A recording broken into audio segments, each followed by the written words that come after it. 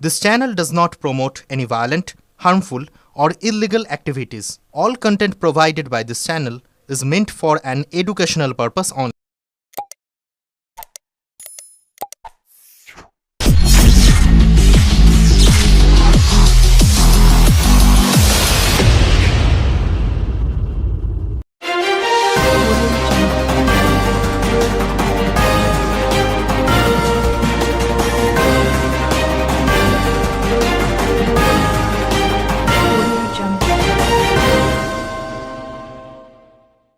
আজ কলকাতার ঐতিহাসিক ব্রিগেড সনাতন সংস্কৃতি সংসদের উদ্যোগে প্যারেড গ্রাউন্ডে এক অভূতপূর্ব আধ্যাত্মিক মহাযজ্ঞের আয়োজন করা হয়েছে।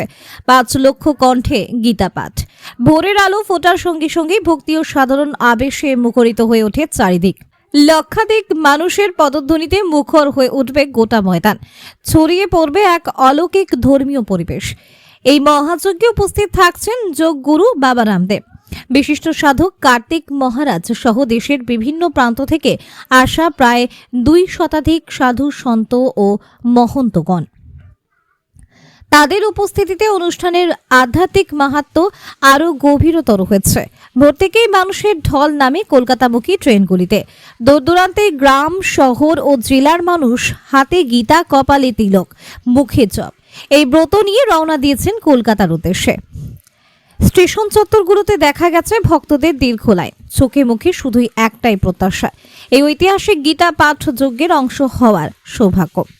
সমবেত লক্ষাধিক কণ্ঠে যখন একসঙ্গে শ্লোক উচ্চারণ ধ্বনিত হবে, তখন ব্রিগেড প্যারেড গ্রাউন্ড পরিণত হবে এক বিশাল ধর্মীয় চেতনা কেন্দ্রে, যেখানে ভক্তি, ঐক্য এবং আত্মিক শক্তির এক অনন্য সমাবেশের সাক্ষী হবে গোটা বাংলা। এই মহতী আয়োজন শুধু একটি ধর্মীয় অনুষ্ঠান নয়, এটি ভারতীয় আধ্যাত্মিক ঐতিহ্যের এক গৌরবময় প্রকাশ, যেখানে মিলিত হচ্ছে বিশ্বাস, সংস্কৃতি ও মানবাত্মার একতার সুর। আদির রিপোর্ট, আমার কলকাতা নিউজ। কেন অংশগ্রহণ করছি? বিশ্ব ধর্ম, বিশ্ব প্রেম, বিশ্ব মানবতা জগতে রেখে শিখানো ভারতের গীতা, তাই দেশে দেশে অনুদিত, আবৃত, গহিত আজ বিশ্বের ধর্মগ্রন্থ ভারতের গীতা। এই সনাতন ধর্মের পশ্চিমবাংলায় যে অধঃপতন নেমে এসেছে, তাকে পুনর্জাগরিত করবার জন্য এই বৃদ্ধ বয়সেও আমি আমার ক্ষুদ্র শক্তি নিয়ে তাদের পাশে দাঁড়াতে চাই। এই মানসিকতা নিয়েই আমি গীতা পাঠের আসরে যাচ্ছি। এরকম একটা সনাতনী উদ্যোগ, হ্যাঁ, এই সনাতনী উদ্যোগে আমি একজন ক্ষুদ্রতম ব্যক্তি হিসাবে এই ঐক্যকে, এই সংহতিকে, এই আদর্শকে পাথেয় করে তাদের অংশগ্রহণ করে এক স্বীকৃতি দিতে চাই যে আমিও তোমাদের পাশে আছি। তোমাদের এই সংগ্রাম, তোমাদের আন্দোলন সর্বপ্রকারে সার্থক হয়ে উঠুক, এই আমার প্রার্থনা। আজকে অনেক সাধু সন্ন্যাসীকে দেখা যাচ্ছে হ্যাঁ হ্যাঁ, এই মঞ্চ থেকে, কেমন লাগবে এই অনুষ্ঠানে? এগুলো তো অপূর্ব। আমি গতবার গেছিলাম লক্ষকণ্ঠে গীতা পাঠে, সেটা আমাকে খুব মোহিত করেছে এবং আমি খুব উৎফুল্লিত হয়েছিলাম, আনন্দিত হয়েছিলাম যে এটা যদি আরো 20 বছর আগের থেকে শুরু হতো, এই আন্দোলন যদি আরো 20 বছর আগের থেকে শুরু হতো, তাহলে পশ্চিমবাংলার এই দুর্বিষহ অবস্থা হতো না। অবশ্যই আমাদের আজকে আপনারা সকলেই জানেন, ব্রিগেডে 5 লক্ষ কণ্ঠে গীতা পাঠের ডাক দেওয়া হয়েছে। মূলত উদ্দেশ্য আমাদের সকল সনাতনীদের ঘরে ঘরে গীতা পৌঁছাক এবং দৈনিক গীতা পাঠ হোক।